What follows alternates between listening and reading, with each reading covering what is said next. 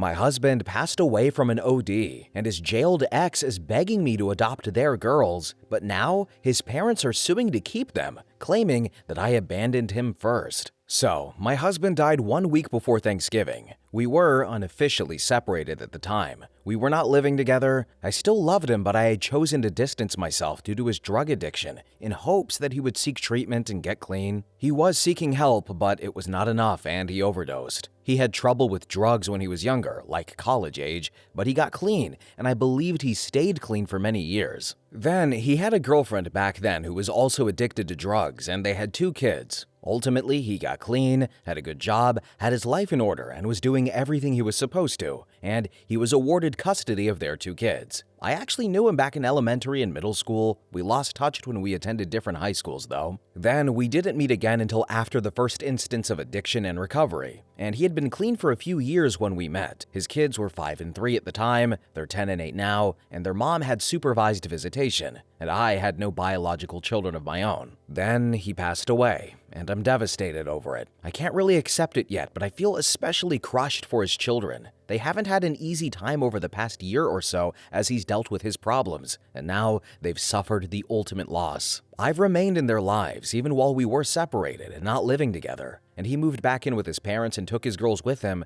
but I still visited them often and remained involved in all aspects of their lives. I never called myself their mom though, but I essentially was their mom on a day-to-day basis. I did all the things that a mom would do. Their real mom was recently arrested though on a burglary-related charge and is in prison. This happened after he died. I thought she was doing better. She was at his memorial and seemed more together than many times in the past. Then she wrote me a very heartbreaking and heartfelt letter asking me to adopt her daughters. She basically admitted she doesn't know if she'll ever overcome her addiction, and that she doesn't want the girls to go live with relatives in either side. She wants them to stay with me because it's what they know now, and she feels that they're safe. She asked if they can come live with me, and referred to my house, our family home, as home, and I wasn't expecting that at all. She hadn't been particularly fond of me before. She's been talking for years about how she's going to get clean for her girls and get custody of them again, and she actually had some good moments, but it never stuck. And I feel like the world's worst person by not immediately saying yes. I haven't responded to her at all yet. I feel like the world's most evil person not immediately saying yes. I love those girls. I've lived with them as essentially their mom for several years. I've worried about them every single day. Yet, why do I find myself thinking, do I really want to do this? I also don't know if it'll be possible and or what kind of fight it would be. I don't think his parents will agree so easily. I got along with his parents just fine, but they're big on family,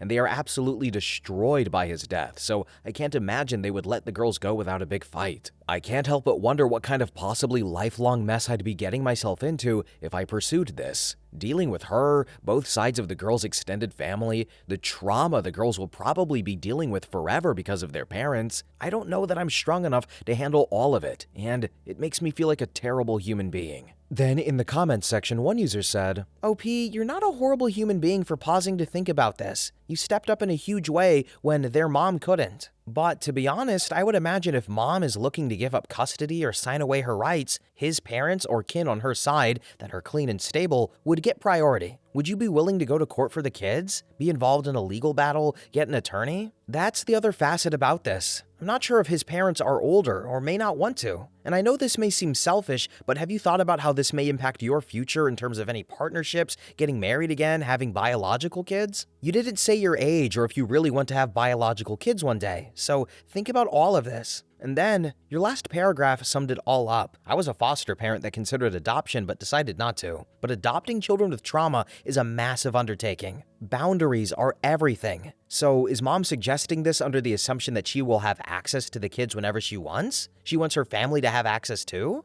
What do you know about her side of the family? Your situation is very unique, but what I've seen with other open adoptions is that you end up raising kids that, at the end of the day, you don't ever really feel like are yours. And let's say mom does go in front of a judge and says, "I want to give custody away," and neither side decides to step up to the plate. If you were to agree, pursue, and be granted adoption, I wouldn't want you to be surprised when the same people who didn't want the permanent responsibility of raising those kids are commenting on every single last decision that you make regarding their care. They could even try to create a division between the kids and you. Again, I don't know these people, I'm just giving you scenarios. But I pray you find peace with whatever decision you choose to make in the end. So, thank you for your comment. I am 35. My husband was 36. His parents are in their 60s. They're physically fit for being in their 60s. And I've definitely thought about how it could impact my future. I mean, I'm still reeling from everything that's happened. A year ago, things were fine. This has all happened in the span of less than a year. I'm in no hurry to start a relationship with somebody new, though. I feel like I'm sort of at a point where I'm having to evaluate, what do I want? And I say that completely unrelated to the situation with the girls. I didn't expect to be in this position. I didn't marry him with the expectation that any of this would happen and he would die, leaving me a widow at 35. Even after he relapsed, I was still trying to determine if I could ever fully be with him again if he got clean. I hadn't decided completely against staying married. I wasn't ready to divorce him, but I also was starting to think, okay, if he gets clean and we stay married, I probably will never have kids with him because that's a risk I can't take. Am I okay with that? Then user 2 commented and said, OP, the only question you need to answer now is, do you love them and do you want them in your life? Can you provide for them? If the answer to all three is yes, then it's worth the struggle. Do his parents have custody, or did he and they just stay there? If they don't have custody, the mother needs to get CPS involved and tell them the girls want to live with you and she wants them to live with you too. So the first step is getting custody. And if you get custody, the next step is the adoption process. And as there is only the mother left, she can give up her parental rights in the process. So, his parents have temporary custody, but they want it to be permanent. The girl's mother seemed to be doing well, and she was in the process of trying to get custody of them. So, that's where things were at until we were sort of all surprised to hear she got arrested. She was doing everything she was supposed to be doing to show she could be a fit parent, and we all had our reservations, but she genuinely appeared to be doing well, employed, looked healthy. She hooked up with a former boyfriend, and whenever the two of them are together, she relapses and they end up getting arrested. And then I do love them and I want them in my life, but I think there are ways for me to be in their lives without having custody of them. Of course, their grandparents would ultimately be the ones to control that if they ended up getting permanent custody, and they're still mad at me over separating from him. They're enablers. They don't realize it, and it comes from a place with good intentions, but they're the type who think they can just love him into getting clean, so they saw me as abandoning him. And then finally, user 3 commented and said, OP, this would be a huge responsibility to take on. Could you even afford the kids? Adopting, even under good circumstances, means caring for them for schooling, health problems, emotional problems, everything. And this doesn't sound ideal. They have grandparents who want them and would probably fight you for them.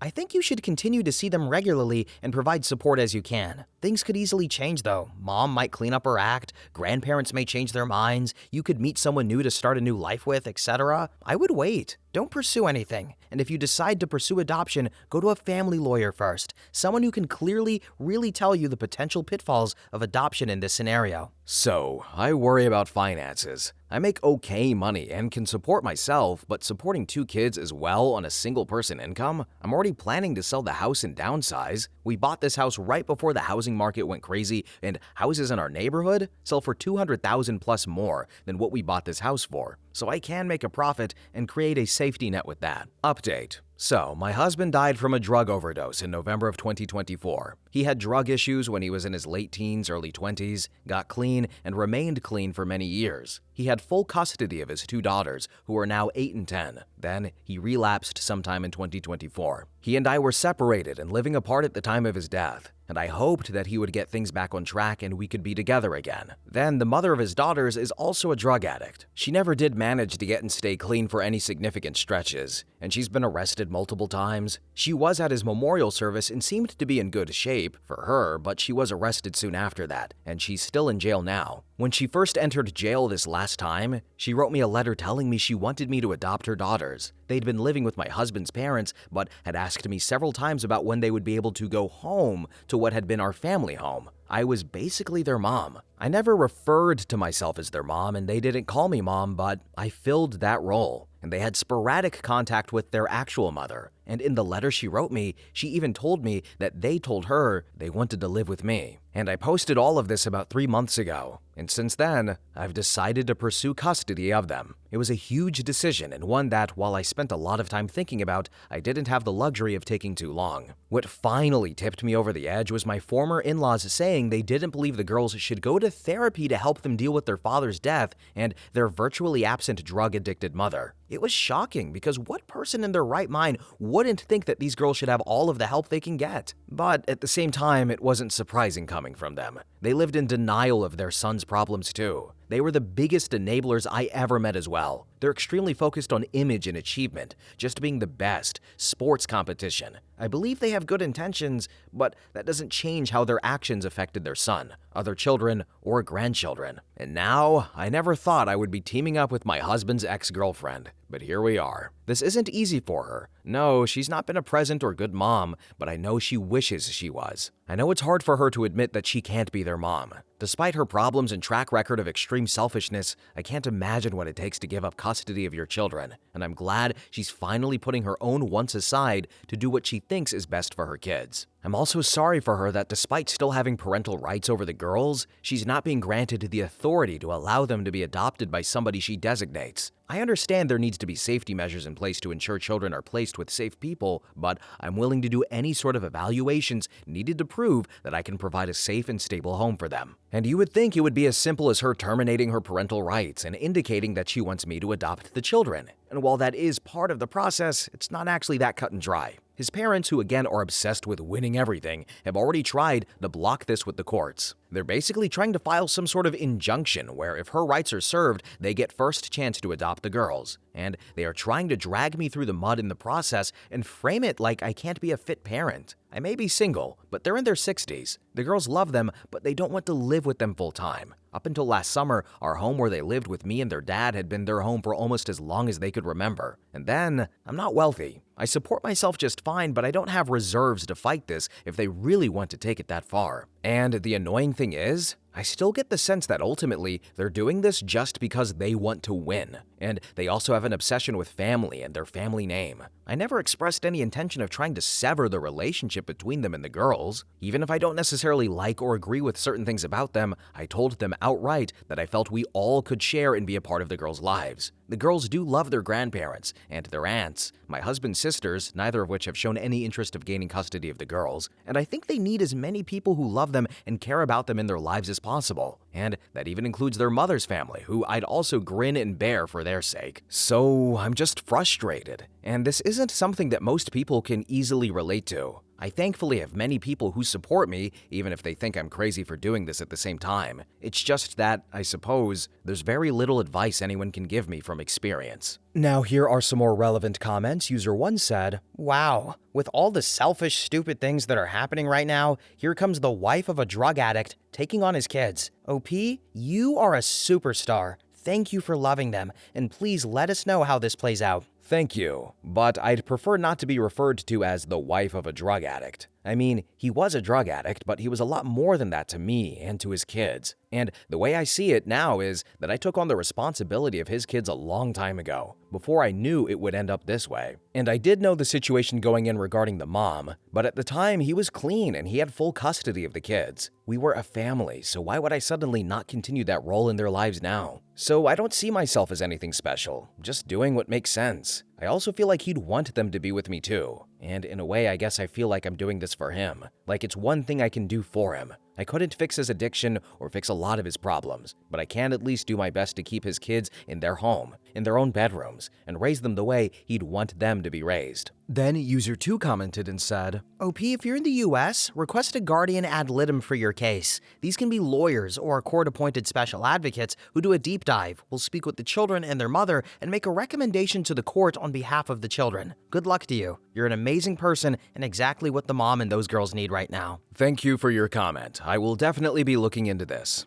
And then finally, user 3 commented and said, "So, I don't think grandparents in their 60s are too old to take care of their grandkids, and OP is trying to prevent that. So I would be hesitant to take everything OP said as the whole picture. The grandparents apparently didn't think that therapy was needed because they have tendency of denial and helping their son too much, but it's hardly the worst crime. I think it's likely they get the custody, not OP, and the biological mom's parents' rights would be terminated too. The court would not care if they think that being good at sports is important." So, presently they're healthy and able to care for 2 young kids, but they're in their mid to late 60s. In 10 years, when the youngest graduates high school, they'll be pushing 80. I don't think their age prohibits them from being able to raise the girls, but obviously, increasing age means increasing chances of illness, death, or other medical problems. There are many grandparents their age out there raising kids, and I don't mean to disparage them, but I also think about the things from the girl's perspective. Can't they have some normalcy? Their dad is dead. Their mom is an addict who's currently in prison.